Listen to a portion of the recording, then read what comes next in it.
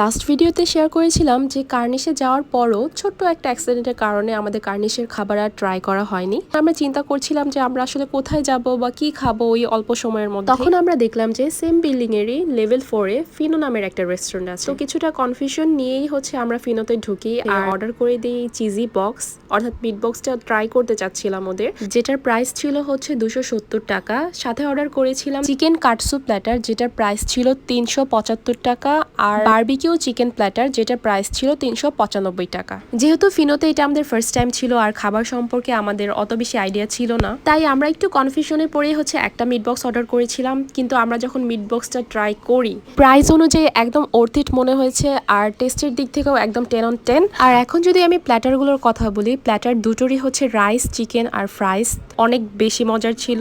আমি নর্মালি প্ল্যাটারের মধ্যে রাইসের আইটেম যেটা থাকে ওইটার মধ্যে আমি অত বেশি টেস্ট পাই না, আর সবগুলো প্ল্যাটারের রাইস আমার কাছে কেন যেন একই মনে হয়, বাট এইখানের রাইসের মধ্যে আমি এক্সট্রা একটা ফ্লেভার পাচ্ছিলাম আর অনেক বেশি টেস্টি ছিল। সাথে তো বারবিকিউ চিকেনটা আছেই, আর কাটসু চিকেনটা আমার কাছে মোটামুটি লেগেছে। সাথে ওরা কিছু সালাদ দিয়েছিল আর কিছু ভেজিস রোস্টেড করে দিয়েছিল, ওগুলো আমার কাছে মোটামুটি লেগেছে। অর্থাৎ আমরা যে কার্নিশে খেতে পারিনি তার জন্য আমাদের যে একটা মন খারাপ ছিল, ফিনোতে এসে আমাদের মনটা ভালো হয়ে যায় এত টেস্টি টেস্টি খাবার খেয়ে। তো ফিনোতে এসে আমি রিয়েলাইজ করি যে ফিনো রেস্টুরেন্টটা আরো বেশি হাইপ আপ হওয়া উচিত, কজ ওদের খাবারের টেস্ট একদম অনেক বেশি মজার। তো সেই দিক থেকে আমি বলবো যে ওরা আরেকটু ওদের মার্কেটিং লেভেলটা বাড়াতে পারে, যাতে ওদের এটা আরো বেশি পরিচিত হয়। তো এই মজার মজার খাবার দিয়ে আজকের ভিডিওটা শেষ করছি। দেখা হবে আবার আমার নেক্সট কোনো ভিডিওতে।